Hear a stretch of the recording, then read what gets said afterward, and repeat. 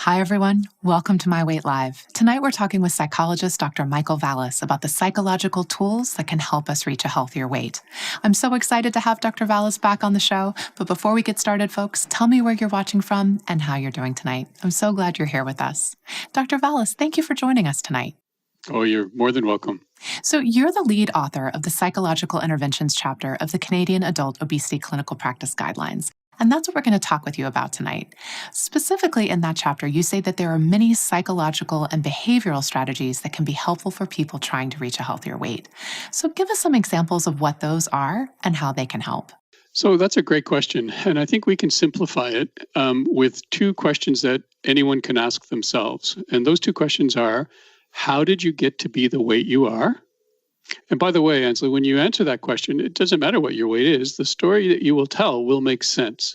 And that story will be your life story. It'll be the challenges you encountered. It will be the body you were born into. It'll be the things that happened to you and the treatments that occurred and the context of your life. So the story of your weight is the story of your life, and that's the psychological aspect. The second question is, what is your relationship with food? And when we ask that question, what is your relationship with food? We're going to understand the emotional and the relational and the coping aspects of your life. So, Ansley, the opportunity to really highlight the psychological aspects of obesity is really, I think, an opportunity to reframe obesity in a way that's much more realistic to the way people live their lives. Wow, so many more questions for you, Dr. Valas. But before we get too far along, folks, I want to do tonight's trivia question. If you answer tonight's question, you will get our dietitian's super helpful guide to healthy swaps. So for breakfast, lunch, and dinner, our dietitian is sharing awesome suggestions that will make your meal a little healthier. And you will get it for free if you answer tonight's trivia question, which is, true or false, coffee and caffeine consumption are associated with a decreased risk of depression. Are coffee and caffeine associated with a lower risk of depression? Personally, as a coffee lover, I'm hoping that this one is true. But don't let me bias you. Put your answer in the comments, and just for answering, you will get that awesome guide to healthy swaps. And tell me in the comments how you like your coffee. To get us started, I will say that I drink mine with quite a bit of half and half. Dr. Valas, you want to share your coffee preferences with us? Yeah, for sure. So for me, it's espresso with steamed milk. Sounds delicious. All right, Dr. Valas, it says in your chapter that there is not one pathway to success, which is why goals should be individualized. And specifically, you talk about how important it is that the behaviors that someone chooses to focus on be ones that are consistent with that person's core values. So explain what you mean by that and tell me, how do I use my core values to find the right goals for me? What we know about obesity management, weight management, health achievement is that the story of the average individual is, I tried and it didn't work. I tried and it didn't work. I tried and it didn't work. And so I think the reason that it didn't work is because, excuse my language, you were doing it for the wrong reasons. And so I ask people questions when they tell me that, oh, I want to start the ketogenic diet. I'm interested in this. I want to do intermittent fasting. I want to join this program. And I ask them, well, why? So I don't ask them what. Everybody, in the field focuses on, what do I do? What should I do? I don't care what you do.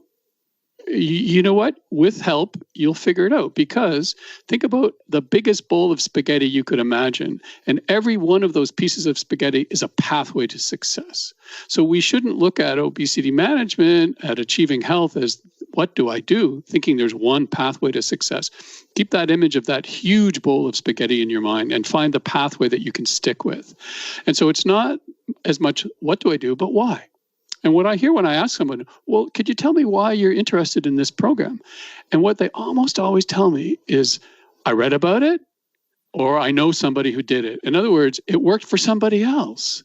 Well, what do you know about advice giving? People who give you advice tell you what worked for them. That doesn't tell you what works for you. So the very first thing we need to do is try to personalize it. When you consider what it is that you should do or could do, I want you to pay attention to three things. One, when somebody suggests it to you, are you interested in doing it? Because if you're not, don't try. So for instance, mindfulness meditation, very useful, very, very good. Some people, when they're told about mindfulness meditation, they say the following: that kind of sounds like when I was put in timeout when I was in grade 5. Sit in the corner and just think about what you did. So if it doesn't fit, if you don't have that response of, hey, you know what, I'm actually interested in that. So that's step one. Step two is when you try it, you're glad you did. And 3, I want to do it again. So if it resonates with you, and when you do it, you're glad you did, and you want to do it again, now you're in the path to success. What it is, I don't care. Those are what I care about. Here is the markers of success. So just like, are you interested? Are you glad you did it? Do you want to do it again? Then the output, you can stick to it. So this is, we call adherence. And this is a big issue. I'll just give you an example. Recently, I've had a number of people who have said the following to me. I'm really interested in the ketogenic approach to eating. And so I've been working on this, and I'm feeling really bad about myself because I'm trying really, really hard. But you know what? I can do it from Monday to Friday. I'm really struggling to keep with the ketogenic diet on the weekend. Doctor, can you help me develop the motivation and the willpower? What do I do to try to overcome this barrier? And so I asked the question, well, can you help me understand what goes wrong on the weekend? What is it that makes it difficult to follow this diet? And the answer is something very important called life. It's Friday night and I want to relax with my friends. I have children and they have parties and events. I want to socialize with my family. And when I hear that, I start thinking, okay, so you're telling me you're failing the diet, and I'm hearing the diet's failing you. Yes. So you're on a pathway, and you're saying, you know what, I just can't seem to do it. And so after you've tried that once and haven't overcome the barrier, you tried it twice, haven't overcome the barrier, you tried it 3 times, I believe in the 3-strike rule, then chances are it's not going to work for you. Find a path that can. And this is where I would say obesity management is about working with providers who can help you find the one thing that you can stick to. So what we do in obesity management is help people not try to be somebody they're not. So this is an issue I have around body shape and body acceptance, but be the best you are. So you can celebrate yourself, you can find dignity, worth, and empowerment.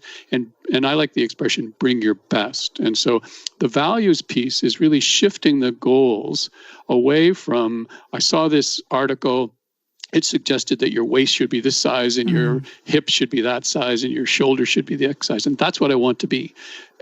To a pathway that you can actually adhere to, develop confidence in, and then have that personal, meaningful reasons to continue with. So really kind of what you're proposing is almost turning kind of the traditional weight loss model upside down, because usually when we talk about reaching a healthier weight, it's the what. I'm going to do keto. I'm going to go plant-based. I'm going to do boot camp. And what you're saying is, I don't really care about the what as long as it's something that kind of lights you up from the inside and you're excited about doing and want to do. What really matters to me is that you're focusing on why you're doing it, whether it's being able to be around for your grandkids and accepting that, you are who you are and you got to find something that's right for you. Yes, absolutely. And I'm glad you're sitting, because I've got one other thing to finish that story. And that is, weight is not a behavior. You cannot control your weight. So weight loss is not the goal.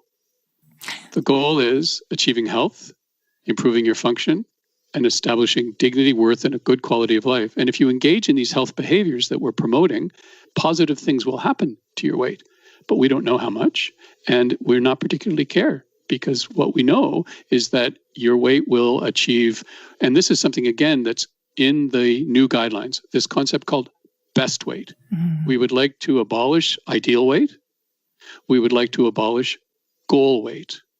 And we would like to promote best weight. What's a best weight? The weight you can achieve and maintain while living the healthiest and the happiest.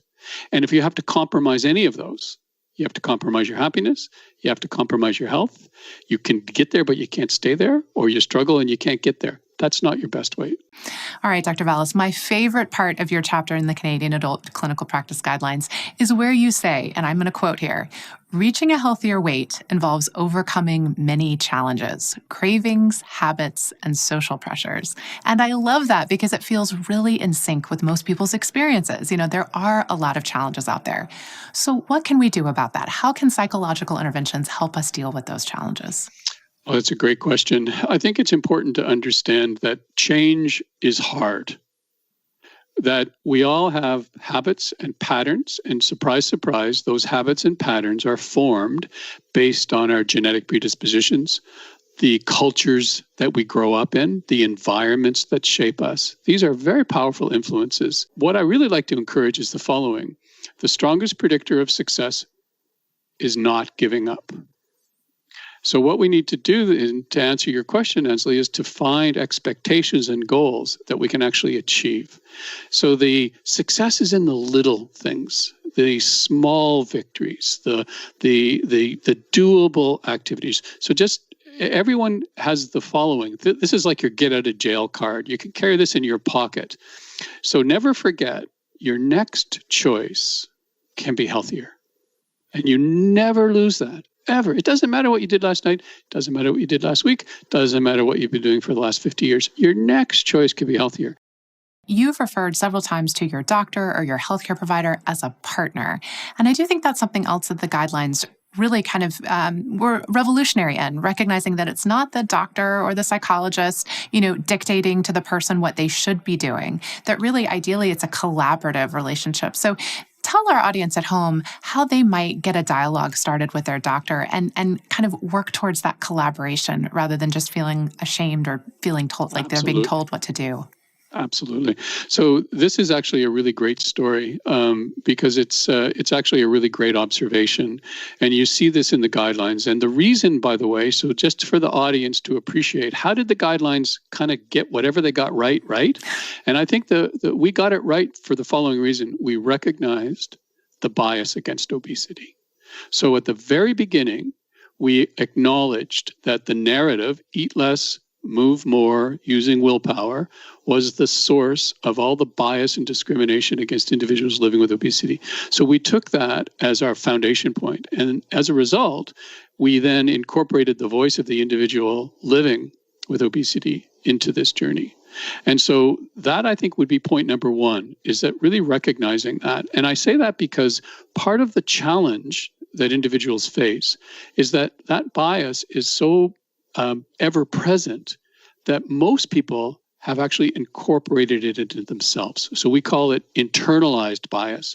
So you actually believe that you're weak-willed. You actually believe that it's your fault. You actually believe that you're incapable. And this is an incredibly dangerous psychological state. So I think by declaring that at the beginning, that's what's really allowed us to try to frame up an approach that is really based on respect and partnership.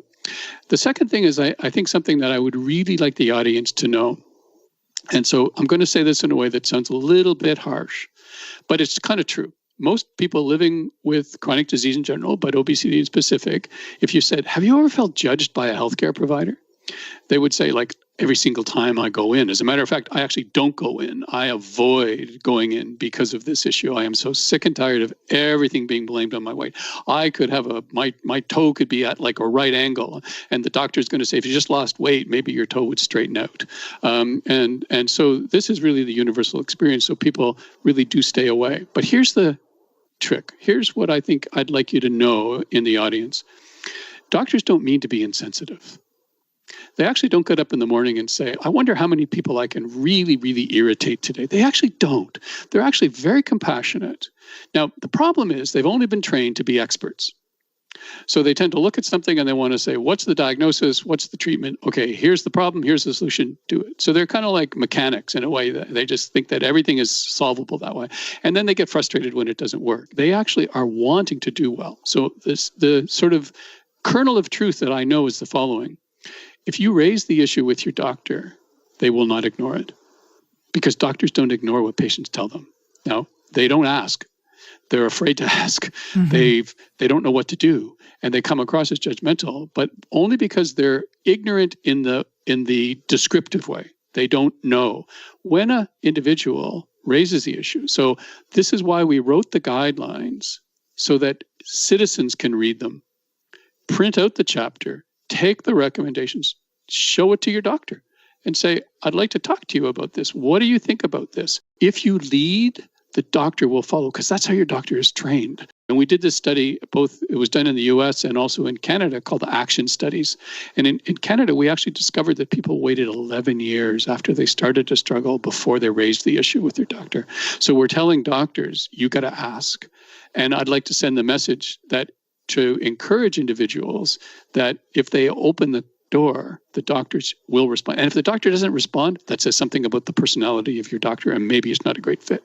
Folks, if you've just joined us, we're here with psychologist Dr. Michael Valas talking about psychological tools that can help us reach a healthier weight. And we are giving away an awesome guide to healthy swaps, kind of an eat this instead of this guide for breakfast, lunch, and dinner. And you will get that for free if you answer tonight's trivia question, which is true or false? Coffee and caffeine consumption are associated with a decreased risk of depression.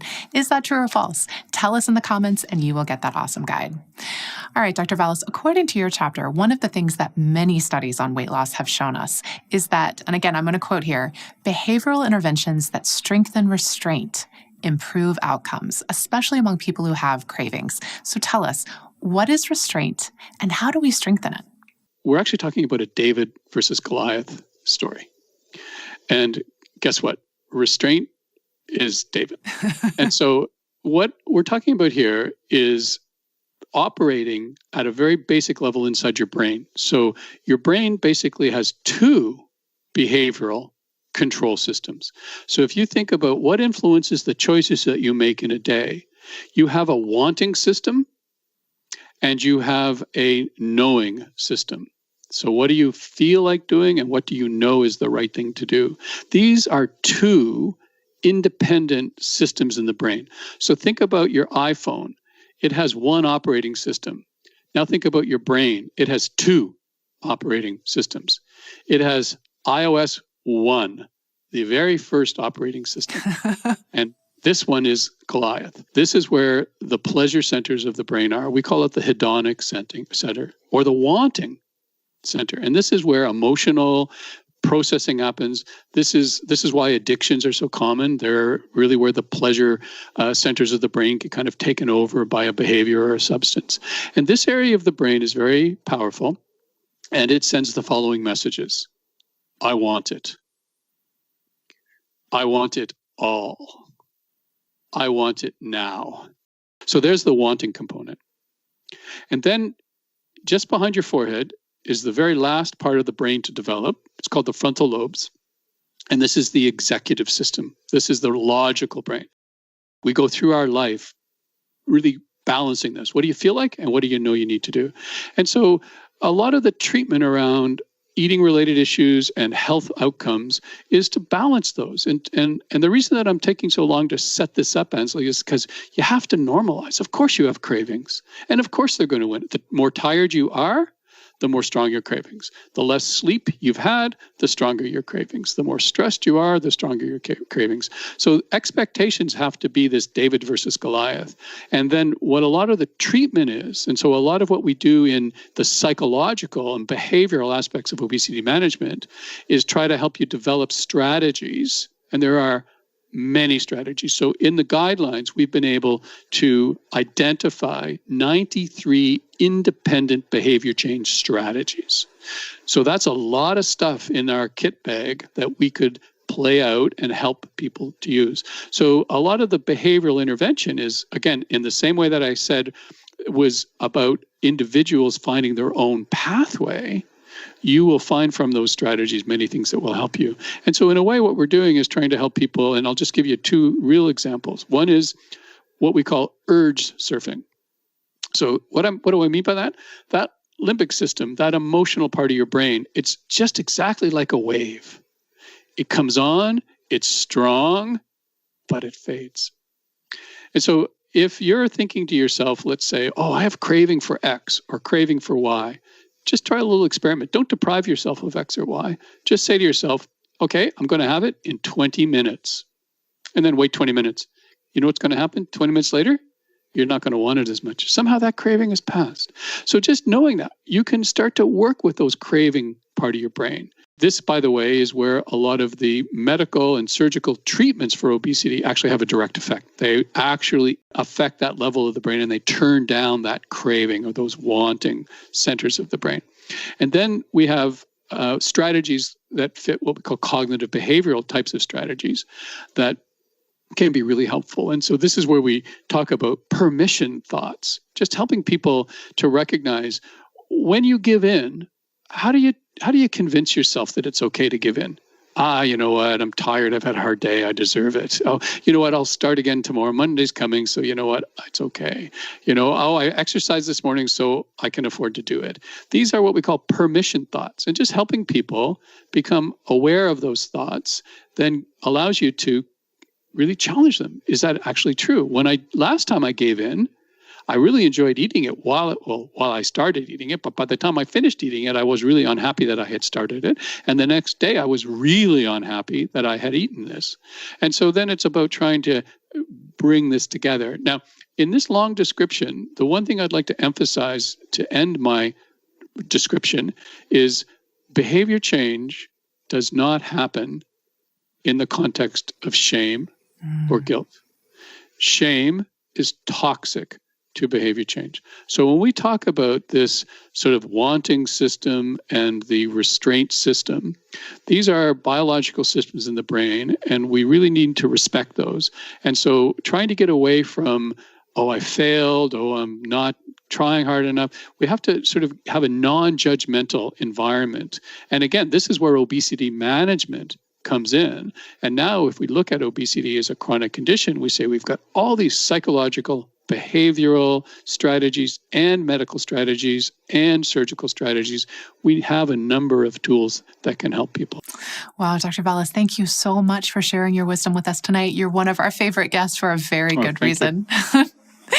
Folks, before we go, here is the answer to tonight's trivia question. True or false, coffee and caffeine consumption are associated with a decreased risk of depression? I'm happy to report the answer is true. And I know for me, just thinking about having coffee in the morning makes me happier. So maybe there's something to that one. Thank you for being here with us tonight, everybody. We will be back with you for our next show on March 16th at 8:30 p.m. Eastern Time, talking about CBT, one of the psychological interventions that has been shown to really help people reaching a healthier weight. So you won't want to miss that show. Until then, take care and good night.